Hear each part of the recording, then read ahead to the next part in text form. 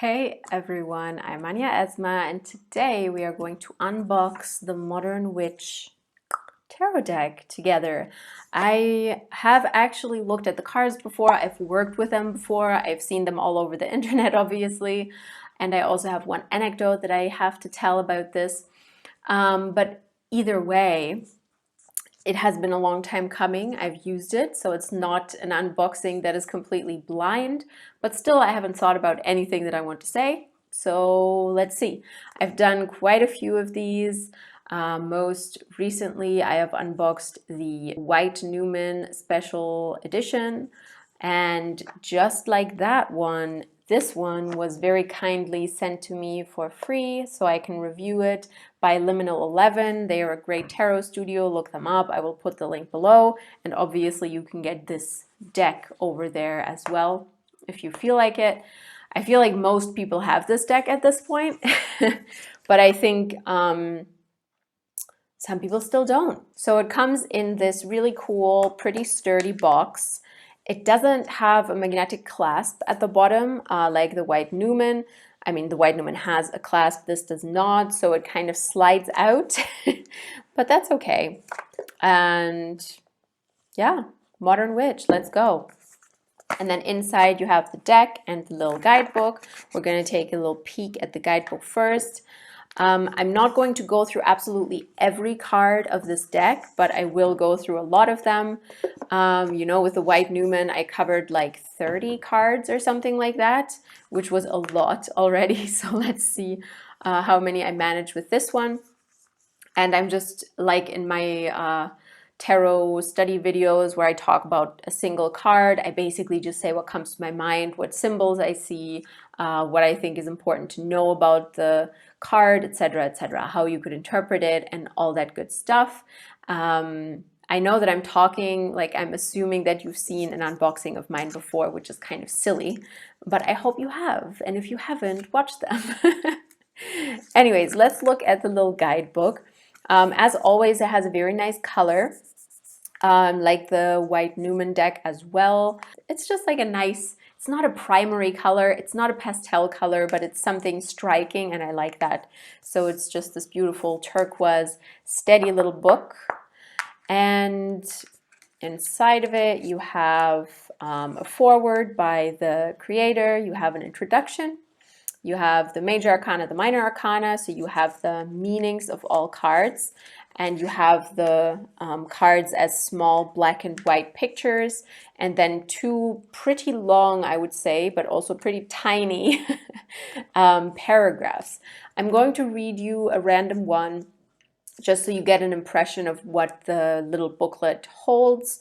If you're not interested, just skip ahead 20 seconds. So, the Tower. Absolute disaster has struck. We have built and cared for the tower with its golden and bejeweled crown, and now we are thrown violently from it. Fire rains down, dark storm clouds gather ominously, and we are in absolute despair as the tower crumbles. There is nothing we can do as we watch its destruction, and the pain of the sharp rocks below is unavoidable. Sudden, massive, and probably painful change is on the horizon. The tower is undoubtedly one of the most violent cards, but it doesn't have to completely destroy you. You might face the end of a relationship or a job, bridges may burn, or a friendship may go up in flames, but from the ashes, a phoenix. Tragedy can help us grow stronger and really illuminate what's truly valuable to us. Feel your pain, don't ignore it, and you can learn from it. Pain is just another necessary element in living a life. So you kind of have a description of the card, and then you have an interpretation how you could view it. And then at the end, you also have a couple of spreads. Of course, the extra cards are in here as well. Yeah, the two extra cards are shown here too. I will show them in a second. So it's a nice little guidebook. I feel like, you know, guidebooks, even as a seasoned reader, are cool because you can like see how you feel about things and get some inspiration. If you sit in front of the card and you're like, I have no clue how this fits the situation, it's nice to have a few blurbs inside of the little white book, or more sturdy white book, in this case, sturdy turquoise book, to kind of get your mind going. Okay, let's get into the deck. I have put it in the correct order, so we're going to go through the cards, and I'm just going to say whatever comes to my mind. Oh, before we start, I want to show you the extra cards. So first of all, you have this red one that says, "You are a badass being full of life, love, and possibilities. Through this deck, may you find a path to your best self." I like that.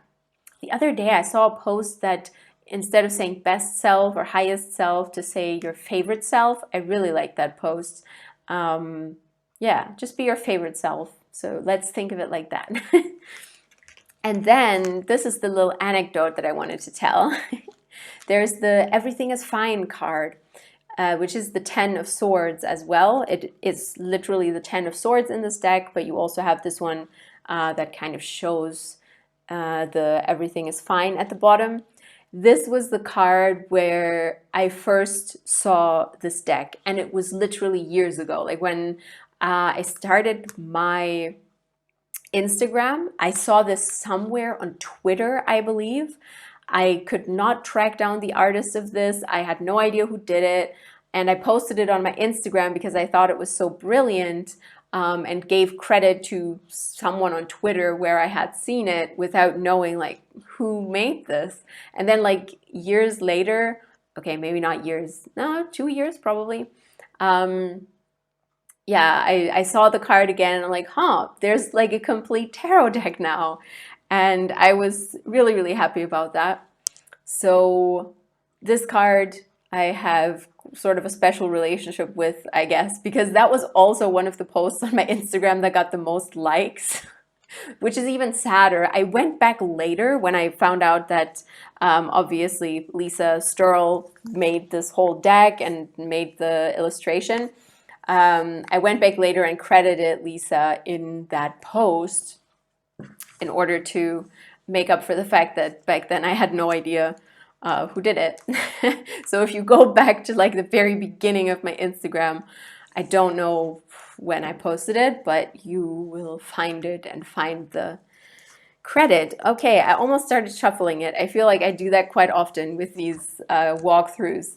Once I have a deck in my hands, I want to shuffle it. Let us start with the major arcana.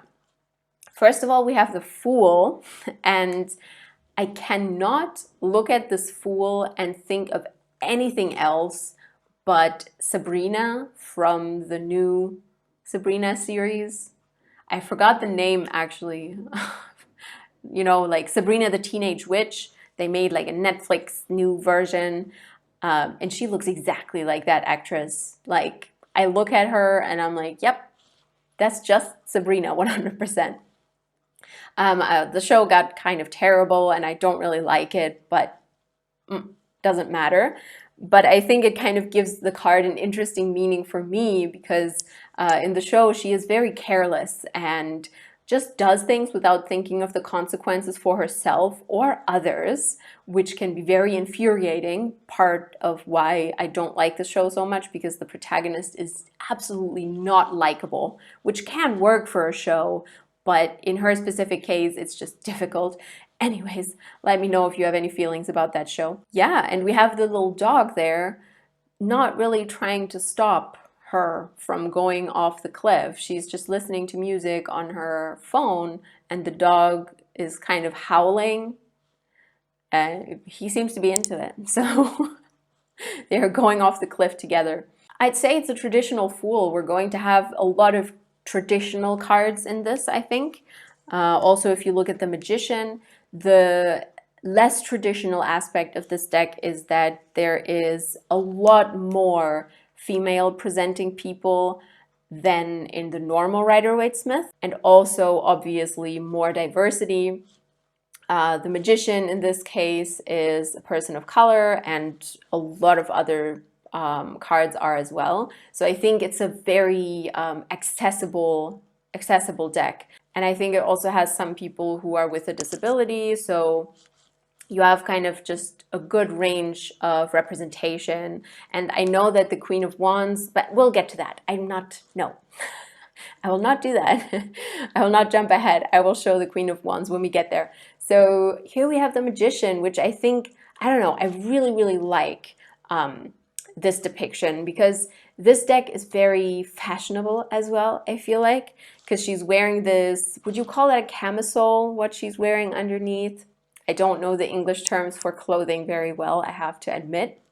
And then above that, she's sort of wearing a red robe, red like a color of power, a color of intensity, a color of passion, color of magic. I love red, so I love that this magician is dressed in red.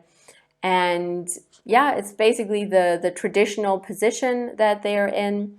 Interestingly, the four suits are represented obviously by the wand, the pentacle, the cup, and the sword, but the person is also holding a staff, so, or a wand, which usually, if I remember correctly, in the Rider-Waite-Smith, you obviously have the wand being represented by the wand that the magician is holding. Correct me if I'm wrong. Very embarrassing if I am, but I think it's true.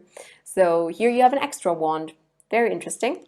Then we have the High Priestess. I can't say that this is my favorite High Priestess, I have to admit, because honestly, she kind of looks a little bit like she is a bouncer, not necessarily in a, you know, the normal High Priestess has sort of a vibe of like, oh, she's intuitive, she knows a lot, she has access to knowledge that others do not, and kind of gives that knowledge if she feels this is right. But she just kind of looks like she is sitting there and checking your papers or something. That's the feeling I'm getting. She's like testing if you are ready for it by looking at your papers. And she's like, okay, hand over the documents. I will see if you get in or not. So it has less of an intuitive, tuned in vibe for me. It's a very performative and very rigid position in this case. But nevertheless, she looks cool. And it's like a cute hairband that she has with the whole crown there on top. Then we have the Empress, absolute boss. But what I love especially is this dress with the faded lemons on it. It's probably lemons, I would say. And it has this idea of bearing fruit and being rooted in the earth. But then on top, the dress is completely white. So it's like a combination of being rooted and bringing fruit into the world, bringing something into the world that has needed time to grow, lemons in this case, but also on top, a more clean slate. So kind of the process of creation, which I think has a lot to do with the Empress, the process of creating something from nothing. And with this fade in the dress, you have this very beautifully represented here. Then we have the Hierophant. I know I skipped the Emperor. I feel like in many decks I skipped the Emperor. Poor guy. I will just show it for like a second. It's a cool card too. Anyways, the Hierophant.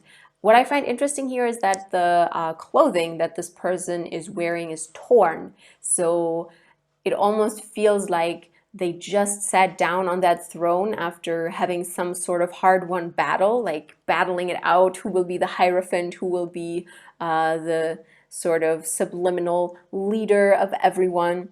It's an interesting story I'm constructing there in my head, but I sort of see that in that because the dress is torn, and usually with the Hierophant you have a very highly performative dress or highly performative clothing, and it's perfect, and it's like, you know, like the Pope, you wouldn't see him barefoot with a torn dress and kind of a shawl that is haphazardly hung around his neck.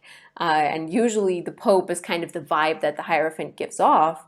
So you have a different idea here, something more approachable and possibly more tuned in. Whereas I think it's interesting if you compare to the High Priestess especially. Where is she? Because she's wearing like crazy heels, whereas the Hierophant is barefoot. So it feels like the Hierophant is almost more tuned in and more connected and less performative than the High Priestess in this deck, which is an interesting interpretation. The Lovers card I just want to mention because I find the colors very interesting. The angel has red wings and blue skin and kind of turning away in either shame or I don't know. It looks like shame to me, like, don't be together. You two, it's not gonna go well. So it's not like with a traditional lovers card where they sort of give their blessing. The angel is there to bless them, basically. The Chariot. Yeah, so as I've said, with every deck I've reviewed, the Chariot is my soul card. The Chariot, I'm always interested in how it is depicted, and to date have not found a depiction where I'm like, yeah, I love it.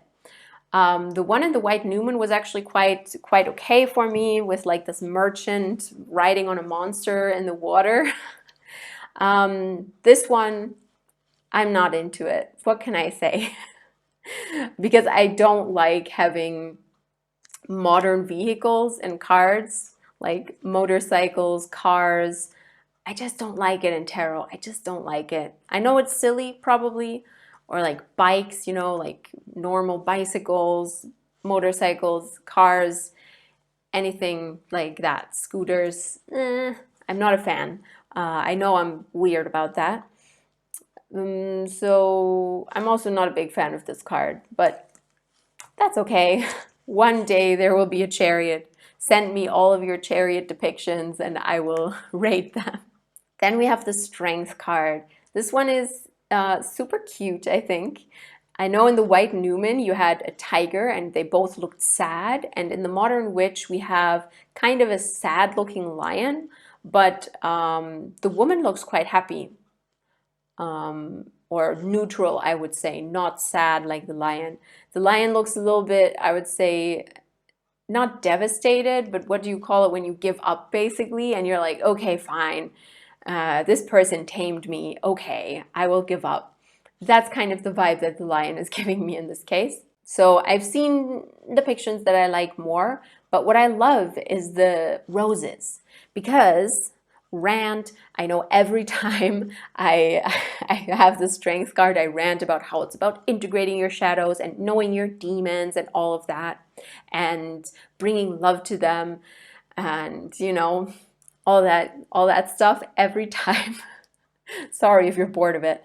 And here I think it's very beautifully represented by the flowers, that the love extends from the person's head to their heart, or you know, like around their waist, to also the lion having it around its neck.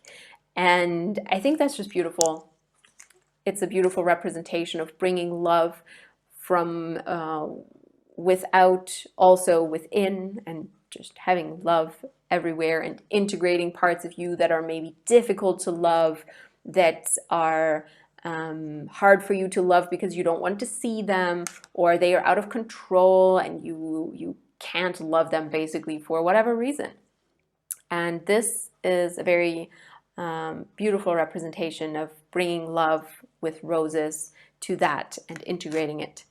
Yeah, so the Hermit, you gotta love it. I know I'm doing this thing where I talk about every card in the Major Arcana, and then it will get more sparse in the Minor Arcana probably, but I just love the Hermit because they are like closing the laptop, which I think is a super important current, no, I don't want to say like social criticism, but I think it's very relevant, because even if we are alone hermiting, you know, we say like, oh, I'm in hermit mode, I've only been at home alone, but most people still watch something. They still have social media going. They still have conversations online. And that's not necessarily hermit mode then, because you are not just confronted with yourself and with your own emotions and thoughts, but you are also confronted with the online world, which is part of reality, obviously. So you are not really capsulating yourself away. You are capsulating yourself from physical reality, but the online world is reality as well. So, I mean, everything is reality. So you can't really get out of it. But you know what I mean. Hermit mode is about kind of facing yourself and being in solitude. And solitude is not chatting with people. Solitude is not stalking people on Instagram. Solitude is not scrolling through Facebook, whatever you do. So it's a very nice gesture that this person is closing the laptop and cutting off from the online world as well. The Hanged One, I love the outfit. I just love it. And I like that, you know, the person doesn't look like they're uncomfortable. It's not one of those cards where you're like, oh man, the Hanged Man is really in pain here. The Hanged One in this case. I like it. Wearing nice sneakers, wearing fishnet tights, just stylish. That's why I love this deck. And I don't know, it just has like I don't know, so much diversity and so much stimulation, I would say, not just in like the sense like, oh, you have to have diversity. No, it's also like it stimulates your mind. Of course, you have to have diversity, but you notice when someone is forcing diversity and when they're like, okay, I should do this, I have to do this, even though maybe as an artist, they don't really have their heart in it. But with this deck, you can tell that the creator's heart was really in it. And the diversity is represented in so many aspects, whether it's skin color or ability or clothing. It's just beautiful in that sense that it gives you new impulses. It gives you new ways of looking at the cards. And you can think about the colors, you know, like why is she wearing a turquoise top and red pants? What do these colors represent? And I like that. It really stimulates your mind through the diverse use of fashion and style in this deck. So with Death, it's another example of how the deck has many traditional elements. You have the flag, which you do not have in every deck, but in the traditional Rider-Waite-Smith, obviously you do. You have the towers in the background, the moon towers, as I always say, kind of foreshadowing after death. There's the moon, there's the sun coming up after it as well. So it's a very, like, it has all the traditional elements, but then adds something to it, which I love about this deck. Let's talk about the star briefly. Once again, I hope that YouTube is not flagging this video for nudity now. So what I love about this is, you know, I just made my single tarot talk video about the star as well. I can link that below. And you have the ibis in this card, which in my other deck, the Mucha tarot that I usually use, you don't have the ibis bird, you know, representing Hermes in English, representing Thoth, and just like flying in the background as a symbol. And then you just have this beautiful naked woman pouring water, having one foot in the water, one foot not. It's, I don't know, it's a nice star card. What can I say? The moon card is super interesting because you have not actual dogs, but people wearing kind of dog or jackal masks. Interestingly, you don't have the two towers. In the death card, you have the moon's two towers, as I showed earlier, but in the actual moon card, the towers aren't there, which doesn't make much sense to me and is kind of sad, but it's okay. And you can sort of see that the path leads into a cave, which is not always the case with the moon cards as well. So instead of having man-made towers here, you have this mountain range and a cave that you go into as a representation of having to walk a certain path into darkness, into learning, into shadow work. And then at the bottom, you have someone lurking in the water. Usually it's a lobster coming out of the water. You call it a lobster, right? That's the right word, I think. Which I think is really an interesting representation of like a shadow sort of coming out. And then you have different aspects of yourself, like the more instinctual aspects, the more animalistic aspects represented by these two people. And yeah, it's all kind of working together nicely, I feel like. And giving a new spin to moon as well, having less symbolism and more people.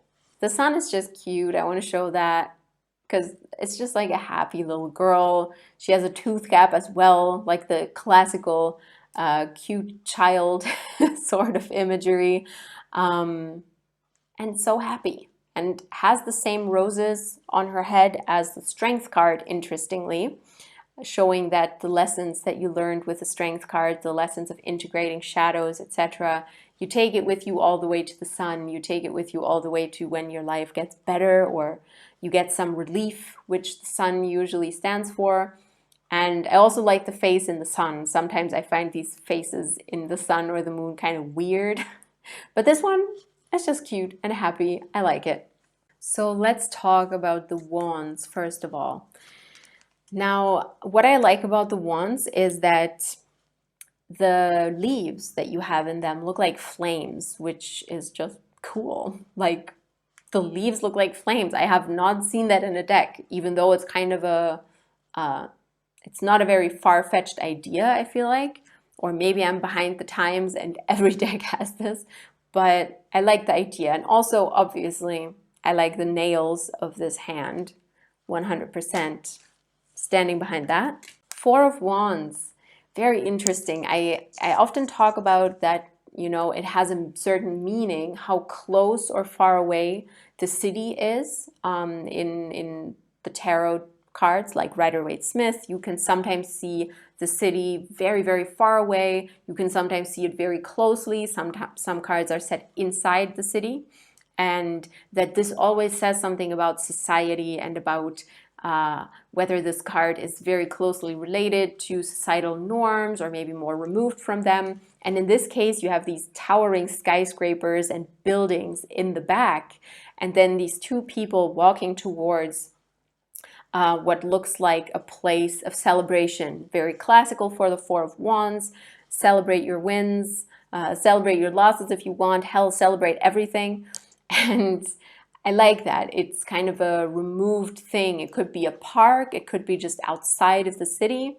So this idea of moving away from society a little bit, but not too far, just to celebrate and to give yourself the time to pay homage or honor what you have done, what you have achieved, or what has happened.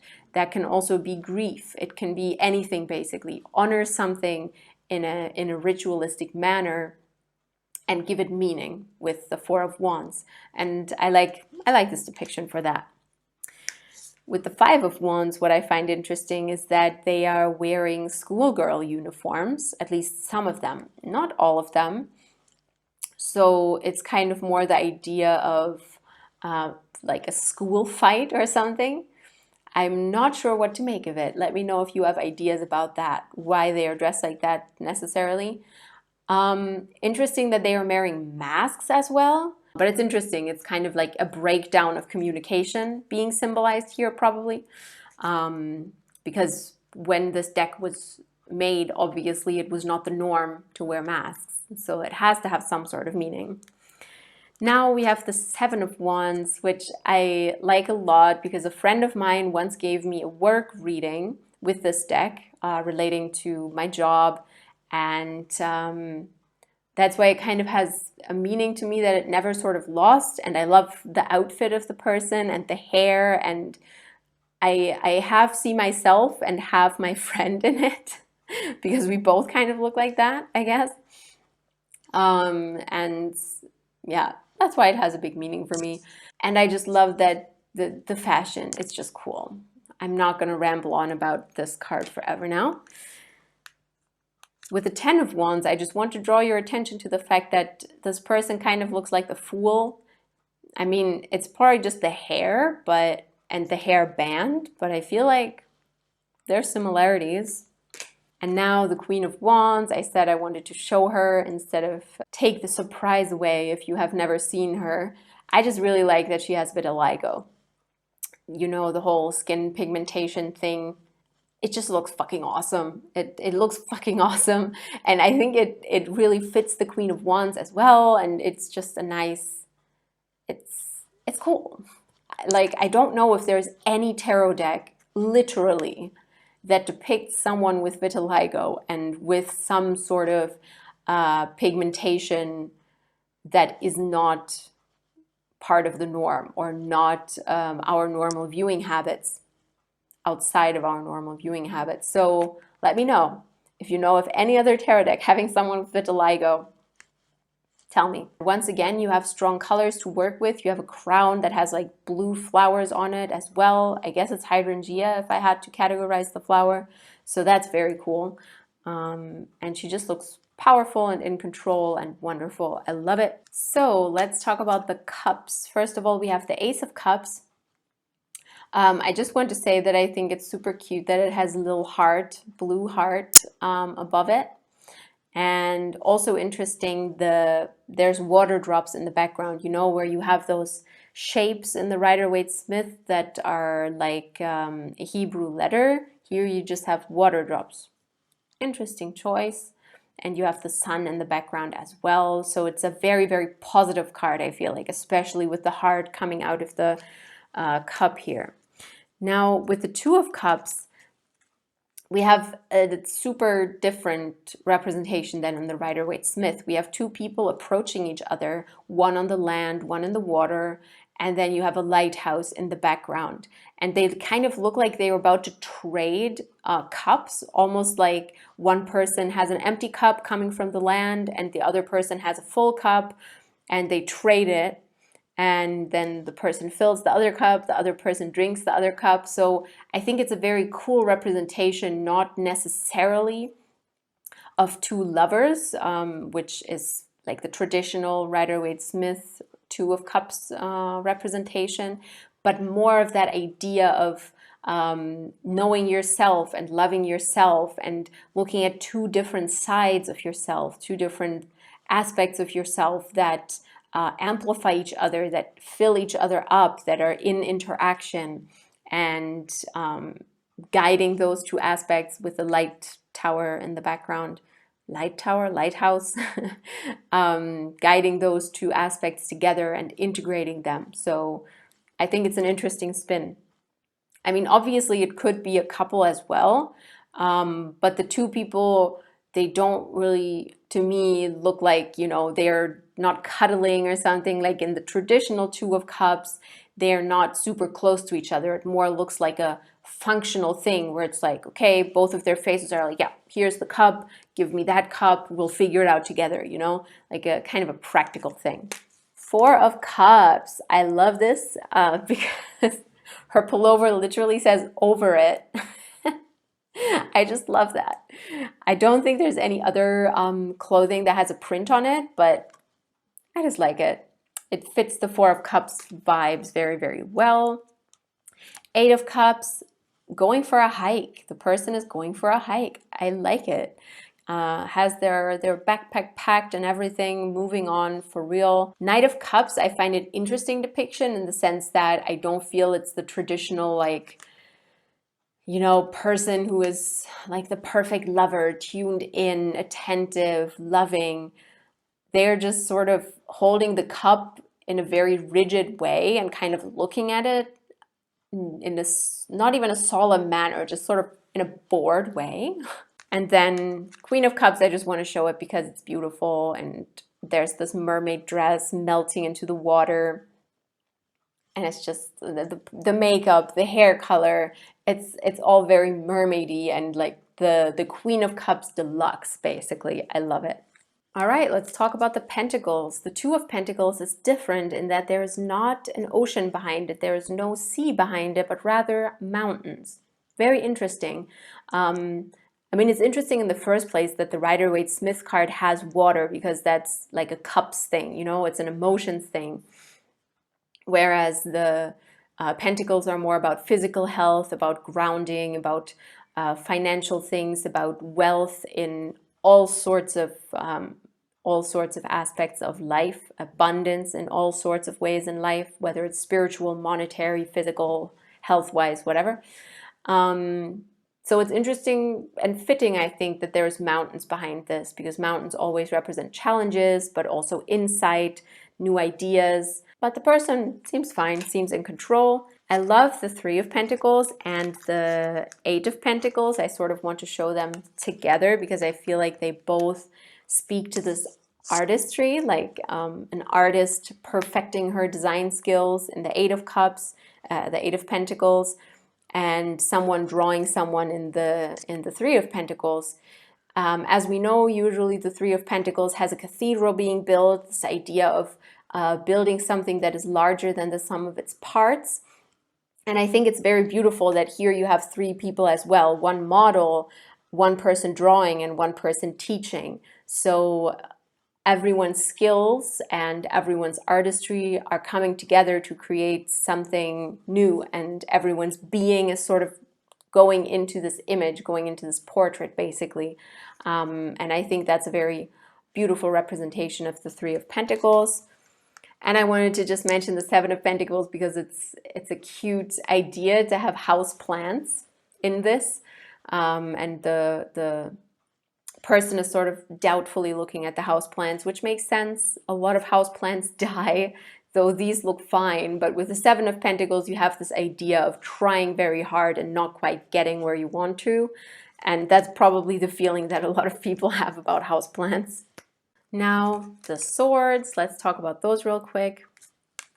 We have the Four of Swords, very interesting. She looks like she has a migraine or something, but also wearing lipstick and dressed kind of nicely. So probably was doing work, not really in chill mode, like being awake, being out there, and then having to lie down and having to take rest. So I like that representation of like, saying, okay, if you need rest, you need rest. Even if you are prettied up, even if you're wearing makeup, even if your hair is perfect and your clothes are perfect, if you need rest, you need rest. So I think it's an interesting representation. And then with the Seven of Swords, I think it's so funny how many high heels we have in this deck, but hey, I'm here for it. I love it. But yeah, the person is just walking away with the swords in high heels, and it's, I don't know, it's just cool. It's badass.